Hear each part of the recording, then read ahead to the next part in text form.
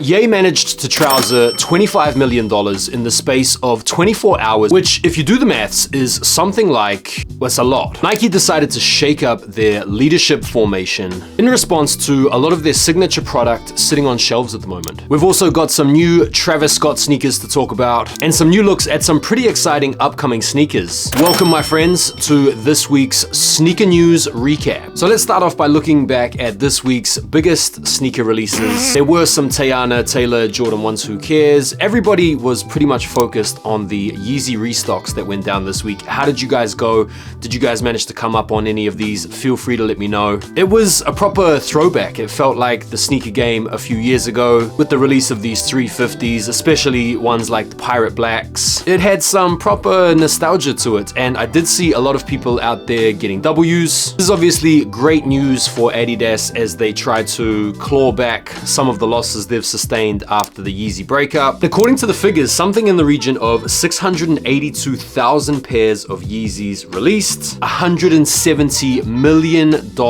was generated. And for Ye, this was also very good because his royalty allocation netted him a pretty cool and crispy $25 million.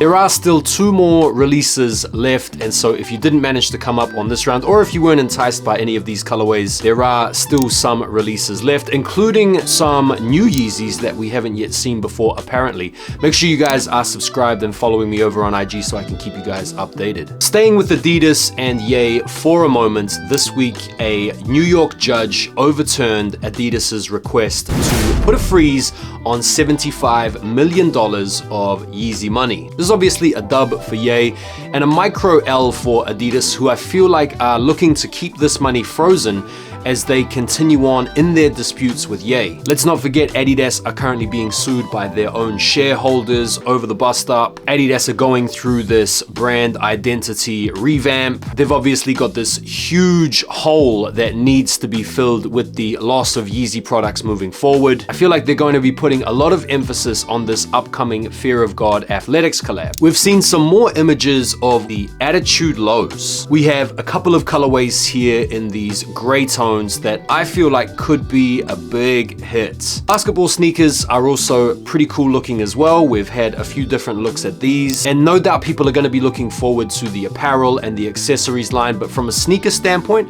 I feel like this sneaker here could definitely be a big hit. What do you guys think? This week, Nike also announced that it was going to be creating some leadership shakeups within some of its biggest departments. According to Nike CEO John Donahoe, this is to drive greater integration and focus across the business. Other people have speculated that this leadership shakeup is to try and drive some new ideas and some new creativity and innovation from Nike, who, it has to be said, have become a little bit overly reliant, in my opinion, on the retro nostalgic wave. Lots and lots of Air Max 1s are sitting these days, Jordan retros are sitting, and Nike's marketing is becoming quite predictable in terms of the agendas they're looking to push. Last year, they really tried to push the Jordan 2 and the Air Max 1. And even this year, we are already anticipating and looking forward to a big time flop with this woven agenda. We've heard rumors of the Footscape coming back out again. We've seen the Footscape pattern used on the Union 1 collab. We've seen the woven technology come about on another Sacai collab. And we've seen the woven pattern even crop up on the outsole of the Jacquemus Air Force 1 low. And so I kind of feel like Nike have sort of lost that edge a little bit when it comes to being at the forefront of technology, design innovation, trend setting. It's all becoming a little bit predictable. Now, there are some movements being made in the ISPA space. I'll definitely give them that.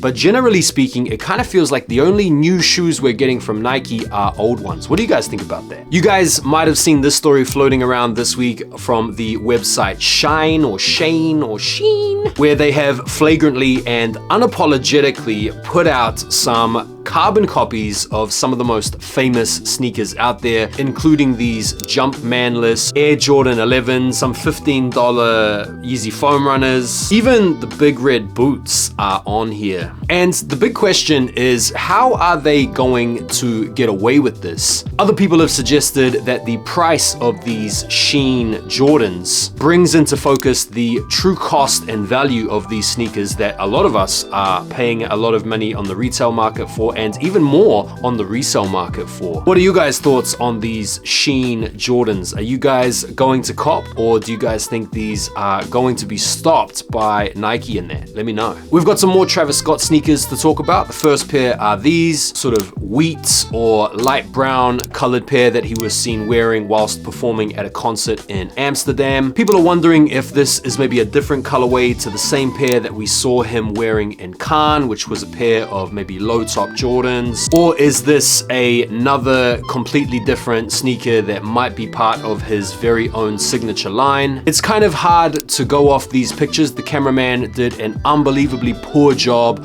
of capturing good images for us of these, but hey ho, I guess it adds to the mystery at this point. Nike could definitely do with some new, updated, exciting sneaker silhouettes, and the best person arguably to drive the interest for something like this would be Travis Scott. Do you guys think this is the same sneaker that he was wearing in Cannes, or is this a totally different one? I kind of think they're different, but it's hard to know at this point. Let me know your thoughts. Just when we thought we were done with the Jordan 1 Low Travis Scott, here we go with some images of a Travis 1 Low Golf. Now, I don't know if any of you guys out there play golf or are about to consider taking it up, but these, to be fair, look pretty clean. They kind of feature similar type blocking to the reverse mocha, albeit they have the Jumpman branding on the tongue rather than the Nike Air in a sort of light Volt green color. It's a little bit disappointing actually to see the Jordan 1 Low Travis Scott come out in golf form, because we just thought we were done with it. Now it feels a little bit overplayed and washed, and anyone that does play golf and wants to get a pair of these are going to have to pay the resale premium to get them, which also sucks a little bit. But then at the same time, it is what it is. What do you guys think? You guys probably saw this video of Floyd Mayweather doing the rounds this week with an absolutely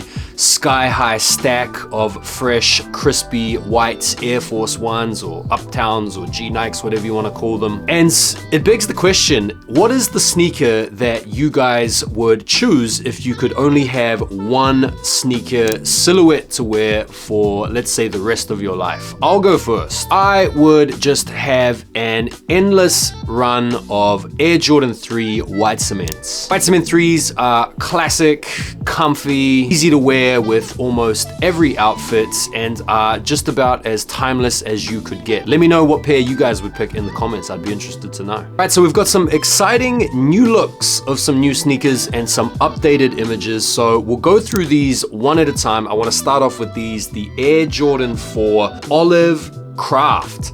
Now, you guys might remember a few months ago, the rumors around this sneaker were that we were going to be getting an olive canvas, similar to the black canvas and the white canvas that we had last year. And it's kind of divided people, but I actually like them. I think they're cool. The colorway definitely does the business, and the whole paneling, whilst I'm not crazy about it, does seem to work. These are definitely giving sort of undefeated 4 energy, which is one of the best Jordan 4 colorways of all time. I feel like these would have been an absolute home run had they included the Nike Air branding on the back. But at the same time, I'm kind of pleased that they're just using the Nike Air branding on the back for collabs or the OGs. I do like the contrast with the white midsole and the dark outsole. Blocking is awesome. It's definitely a cool shoe, and I feel like this is a way better colorway than the first craft that we had earlier this year. I like these. I feel like they could have been a little bit better if they weren't a craft, but it's still on the cop list. What do you guys think of these? We got our first look at another new Bad Bunny Adidas sneaker. The model is the Response CL. This colorway is like a full-on murdered out black colorway, which is appropriate because Bad Bunny is going to be featuring in a new Marvel movie called El Muerto. And so this sneaker could well be accompanying him in his promotion of the movie, and maybe even drawing inspiration from his character in the movie. Sort of similar to the whole Spider-Man Jordan 1 type vibe. Definitely a good marketing strategy when you think about it. Shoes themselves are pretty cool. They feature this sort of melted aesthetic. They're pretty much on trend currently with the retro dad running shoe, chunky dad shoe type vibe. I think it's a good looking shoe, but I will almost certainly be passing myself. What do you guys think of these? We got some really good in-hand looks of two of the best Jordan 1 highs to come out this year, in my opinion. First of all, these, the Palominos. You might as well just call these the bread mochas. Quality on these looks really good. The color blocking is simple and effective. I feel like these are probably going to be one of the best selling Jordan 1 highs this year. Most Jordan 1 highs have been sitting, but I feel like these will almost definitely sell out unless they make a gazillion pairs. These also are coming with a pretty cool special box featuring some gold Nike design, and these are set to come out in September. We also got a similarly intimate look of the UNC toes, which feature the bread toe color blocking. This is another very clean Jordan 1 high. Can you imagine if these two sneakers had come out 2 or 3 years ago? They would be reselling for crazy money. But now with Jordan 1 hype done and dusted, I feel like you should be able to have at least a half decent chance of copying these if you really want them. This is the ideal summer colorway for a Jordan 1 high, and these are set to come out on July the 8th. What do you guys think of these? I think these are both tough. We got some new looks of the Jordan 4 red cement. These are set to come out in September in a full family size run.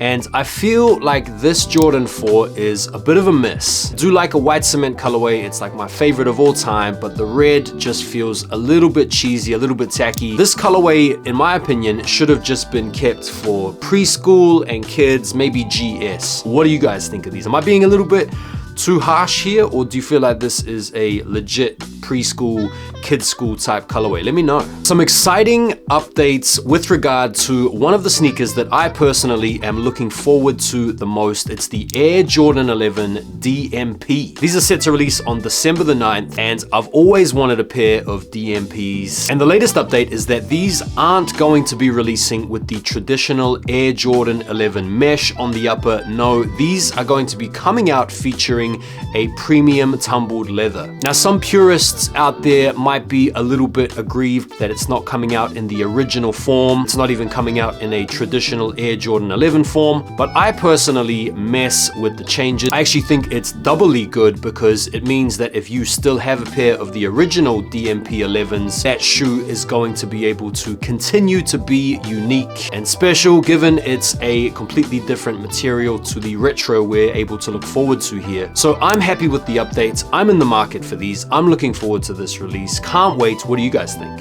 And that is it for this week's sneaker news. I'm going to be going over some of the sneakers to look out for this June in an upcoming episode, and so make sure you guys are subscribed to me here, tapping the little notifications thing so you can be alerted as to when I post one of these certified hood classic bussin' bangers. Make sure you guys like the video before you bounce, and I'll see you guys on the next video. Take care for now, and peace.